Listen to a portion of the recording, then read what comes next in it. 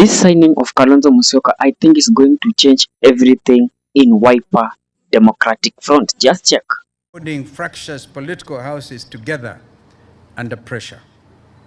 That is precisely the discipline the Wiper Patriotic Front needs as we assemble the United Alternative Government in waiting, a coalition wide enough to defeat this regime and disciplined enough to govern after it.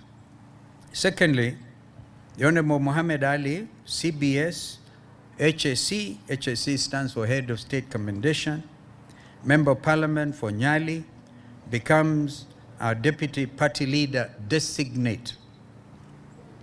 Long before he sat in Parliament, Mohammed Ali sat behind a camera as Chief Investigations Editor of Jicho Pevu. He did what few dared. Honorable Ali exposed corruption at the highest levels, conducted undercover operations, and gave whistleblowers a platform when the system wanted them silenced.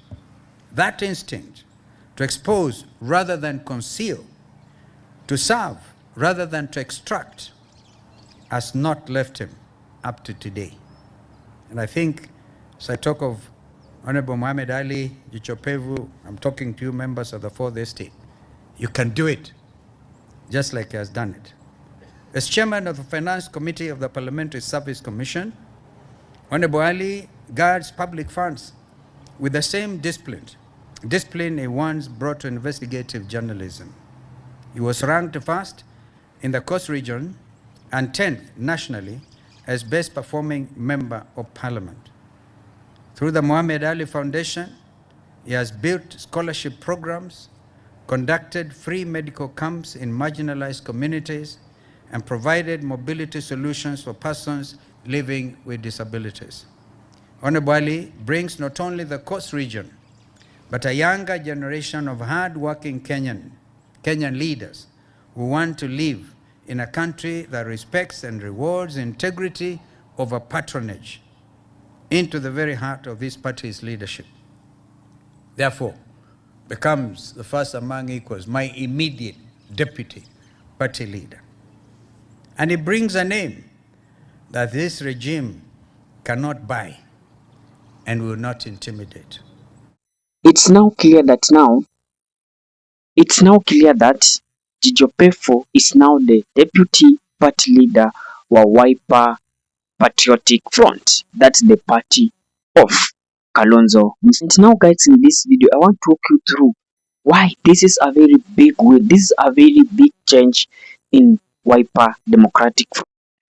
And I think that will actually enable Kalonzo Musyoka to lock the whole of Coastal region and the whole of Ukambani region. And before, guys, I reveal to you, or rather I explain to you guys, in case this is your first time coming across us, kindly please take a minute or two, click that subscribe button, then allow notification buttons to be on. Whenever we shall be producing a video like this one, YouTube will automatically be giving you a notification. And guys, don't forget to give this video a thumbs up so that YouTube can at least share it to the more people. Now guys, let's dive in.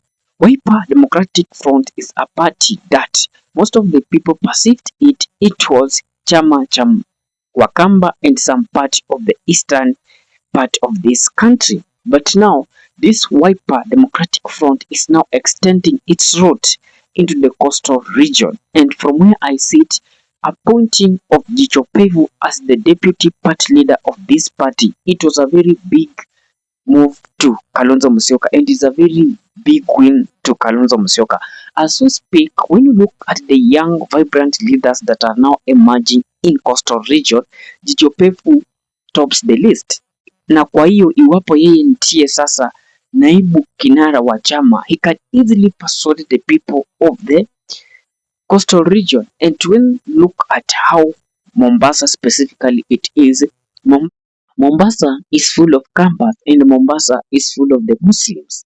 So Jicho Pevu being a Muslim and again Kalonzo being a Kamba, so Jicho Pevu will easily convince those people, the Muslim people, to rally behind him as he will be seeking the seat of governor in Mombasa County, meaning that he will have the full support of the Kamba and the full support of the Muslim, and there will actually enable him to be. When you look at Kalonzo Musyoka wants to be the president of this Republic of Kenya, and there is no way Kalonzo will win that presidency without the huge support. Kalonzo wants the support, and the only way for him to lock the coastal region was for appointment of this Jijopevu. Because Jijopevu will actually help Kalonzo Musyoka at least secure a lot of votes from the coastal region. So when Kalonzo will present himself as presidential candidate, naambie kina Rigiji, look, in Ukambani region I have locked it. Part of the eastern Kenya region I have locked it. And now I'm in the coastal region. Through the appointment of this Jijopevu, they have really enabled me to get more and more following from the region. So it seems that in the coastal region, I've also managed to lock this old party in the region like the PA, that of Kingi, OGM and UDA. Now I'm the one also trying to penetrate that region. So that will at least add some of advantage on Ruto's, and that will at least add a big advantage on Kalonzo's basket. And during that time wakiwa wanafanya hata that discussion, Kalonzo will stand out to be the person who has numbers. You know, so how watu wameona Rigiji, okay, Rigiji numbers is only in the region of the Mount Kenya. So Kalonzo figure out, I want to penetrate in this region. Where will I do, or rather, what will I do? And the only option for Kalonzo was to appoint Jijopevu to enable him to penetrate that region. What is your thought, guys? I thought that this appointment of Jijopevu, it was just strategically to enable Kalonzo Musyoka to enter into the coastal region and lock it completely, because Jijopevu is not somebody that that guy is vibrant. Si mtu atalala kwa kazi. He going to ensure that Kalonzo takes the coastal region by fire. What is your thought on that, guys? Drop it in comment section. I'll be doing my best to read it and giving you a response. And to that, guys, peace and love.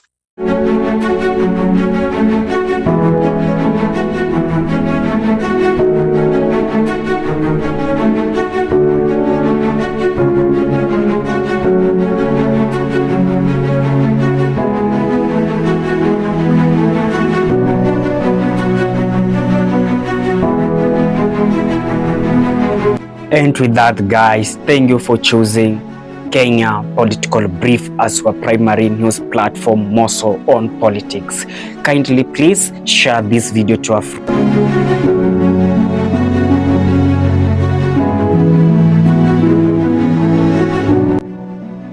If politics is your passion, this is the place you really wish to be. Kindly subscribe. Bye bye.